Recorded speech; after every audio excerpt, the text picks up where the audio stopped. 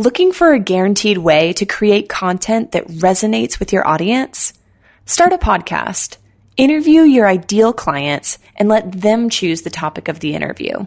Because if your ideal clients care about the topic, there's a good chance the rest of your audience will care about it too. Learn more at sweetfishmedia.com. You're listening to the B2B Growth Show, a podcast dedicated to helping B2B executives achieve explosive growth. Whether you're looking for techniques and strategies or tools and resources, you've come to the right place. I'm Jonathan Green. And I'm James Carberry. Let's get into the show.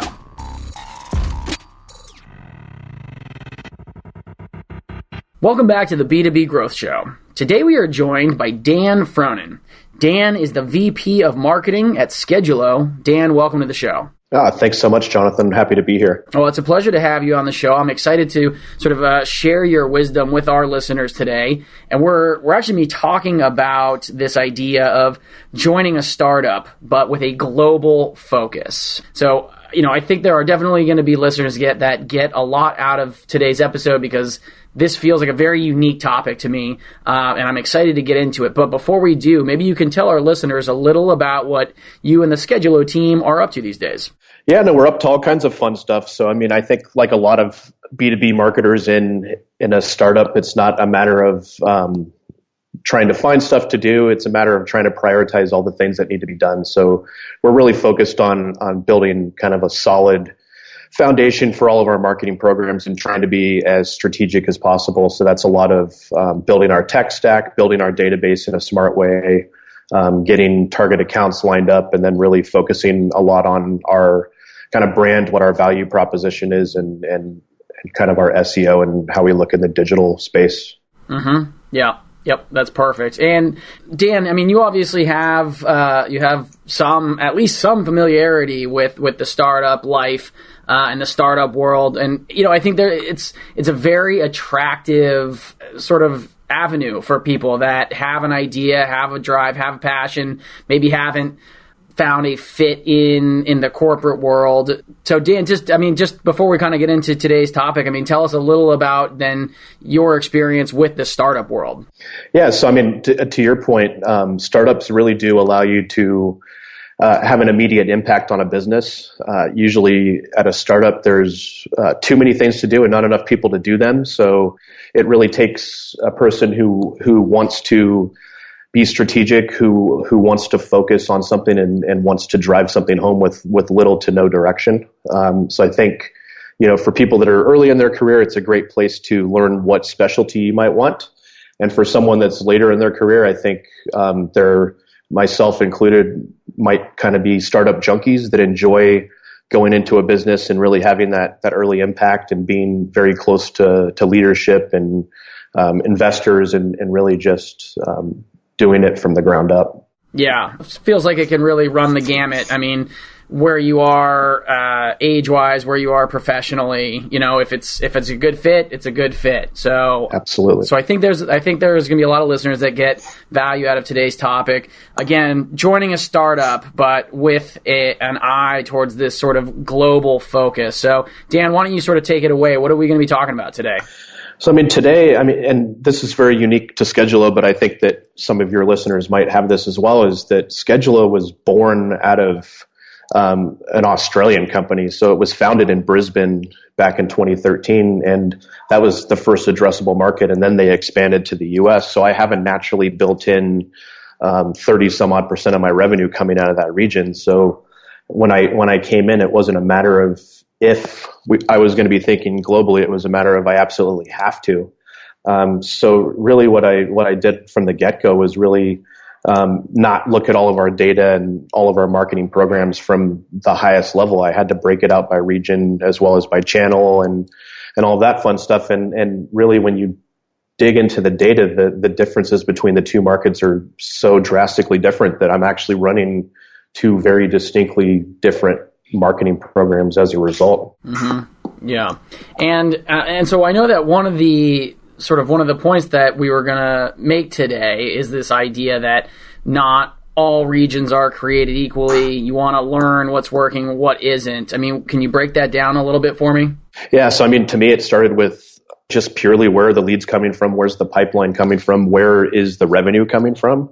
And the thing that I immediately saw for our particular business is that our APAC business was very much driven by partners and a couple really key go-to-market things, while our U.S. business was much more diverse and a mixture of partner as well as a lot of marketing channels. So how I invest my time and effort in each region is drastically different. I mean, for the U.S., I won't necessarily be trying to get a PR agency right away because I have some more fundamental demand things to do. In APAC, where we have kind of a really succinct go-to-market strategy, I'm actually going to hire a PR agency and get more involved in that conversation and whip the fast horse. So it was interesting for me as a marketer to come in here and think that I was going to do one thing, and then by looking at that data, realize that I was actually going to be doing something that I didn't think I was going to be doing. Yep. Yeah. And so would you say that was kind of the most important factor for you in terms of making those decisions?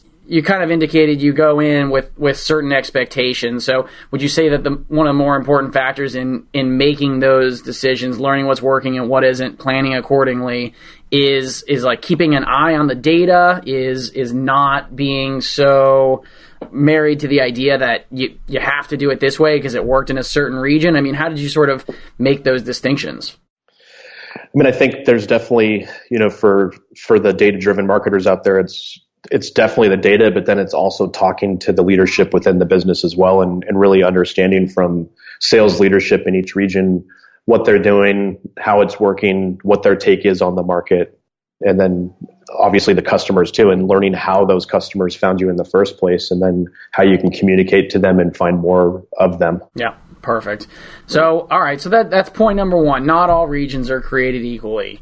Point number two, when you are sort of joining a startup with this global focus, lay the foundation first. What do you mean by that, Dan?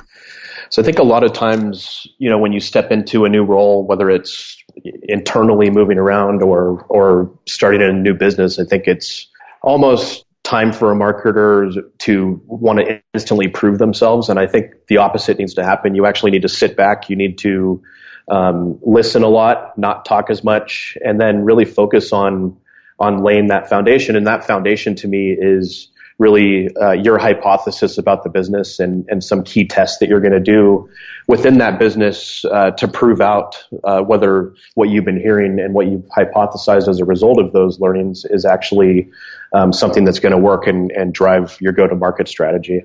And, in addition to that, I think really B2B marketing in particular, when you're so heavily reliant on a database and a marketing technology stack, it's smart to take that time where you are listening and hypothesizing and make sure that your tech is working and that your database is going to be working too, so that when you do scale everything, that it's just ready to fire on all cylinders. Mm-hmm. And point number three, I mean, after you've laid the foundation, you're saying, okay, now is the time to start out strategically. What do we mean by that?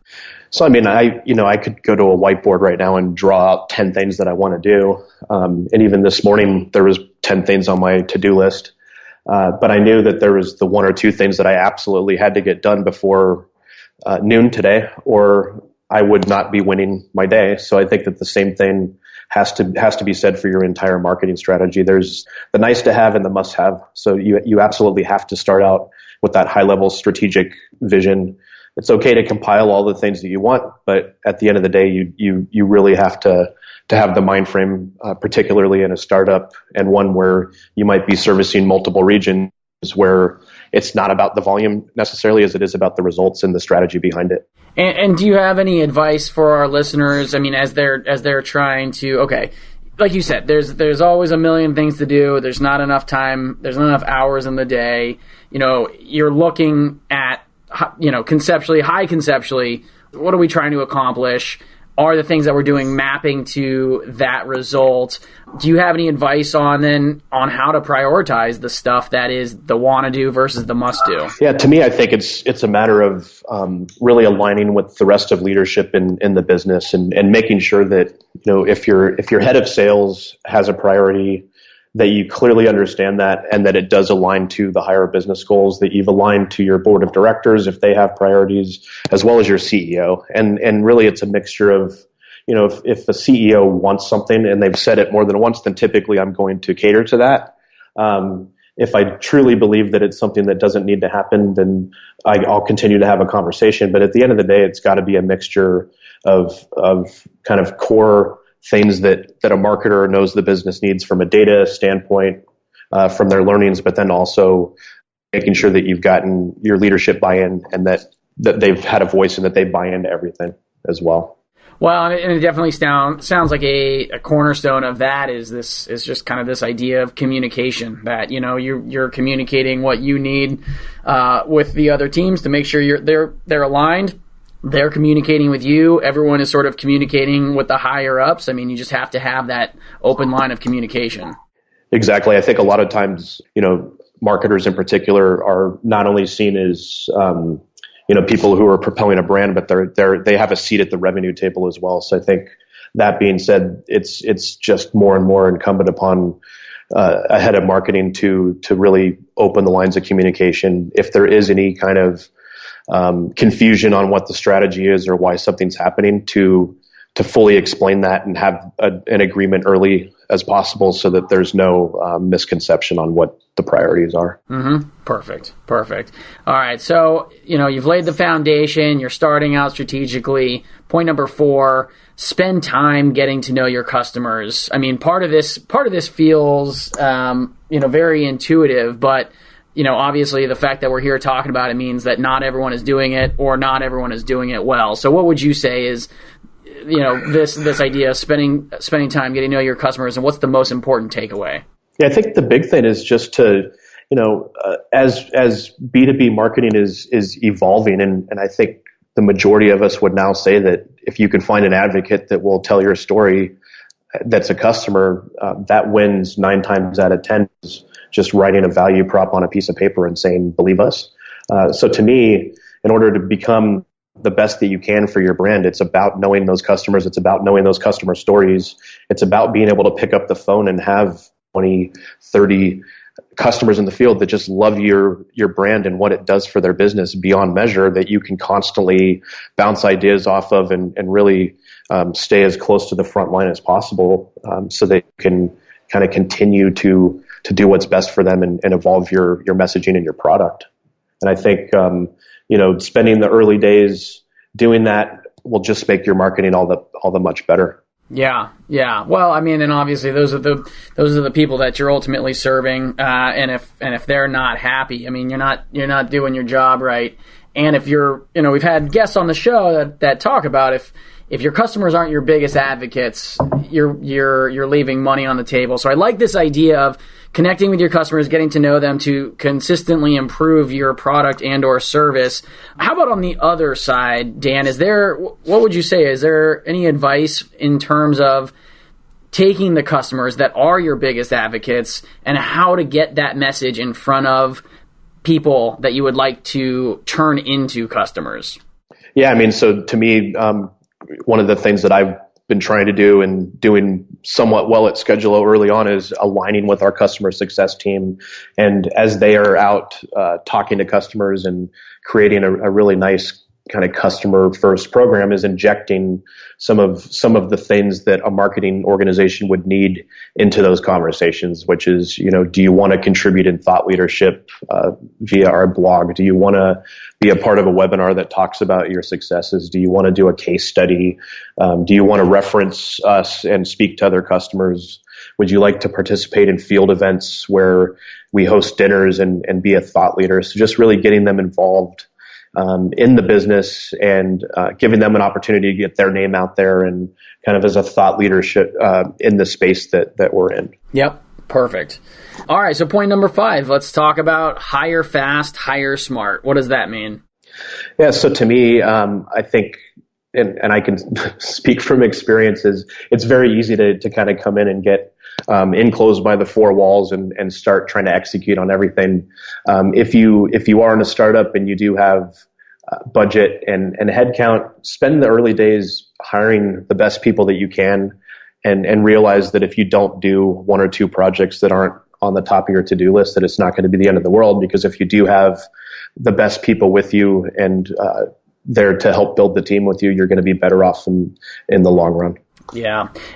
Certainly for maybe this is more applicable to sort of a bootstrap startup. I mean, because there are definitely startups that have the money and the resources to hire fast, hire smart. They don't have to do it all themselves. I mean, would you say that the benefits still outweigh the drawback of, hey, we're barely making ends meet, but we still need to bring someone on? Do we just sort of roll the dice and say, well, you know what, we're gonna suck up the cost because we need this person and they're worth the extra money? Or, do we need to keep doing this ourselves until we're in a more financially stable place? Are we ever going to get into that financially stable place to even have the money later on if we don't do it? I mean, what would your thoughts be on that? Yeah, I mean, that's a good question. I think with every position you hire, there should be an ROI discussion involved to make sure that you are getting some sort of return on investment, whether it's tied to pipeline, whether it's tied to customer satisfaction, whether it's tied to closed won business. And I would also encourage everyone that's listening to also think about contractors as well. So for us, I don't need to hire someone to run my marketing operations right now. I can have a consultant do that. That cuts down on our overhead. I don't need someone to run our website full time. I can have a contractor doing that. So it's really thinking about what you truly need and that's going to drive the most ROI versus where you can contract and save the business on overhead. Yep, absolutely. Dan, this has been some fantastic content. I think that our listeners are going to get a tremendous amount of value out of it. If anyone listening actually wants to, sort of follow up with you and learn more about today's topic, they want to learn more about Skedulo, what's the best way for them to go about doing that? So a few different ways. You could either email me at dfrohnen, Frohnen, @skedulo.com. You could find me on LinkedIn at Daniel Frohnen or Twitter at Daniel Frohnen, and I'm happy to respond to any of those. Excellent. Dan, thanks again so much for your time. It was a pleasure having you on the show today. Thank you so much. If you've been getting value from this podcast, you can help us reach more people by reviewing the show on iTunes. Here's how you can leave a review in less than a minute. Open your podcast app and tap the search icon in the bottom right corner. Type in B2B Growth, then select our show. Once you're there, tap the Reviews tab and tell us what you think of the show. These reviews help us out a ton. Thank you so much for listening. Until next time.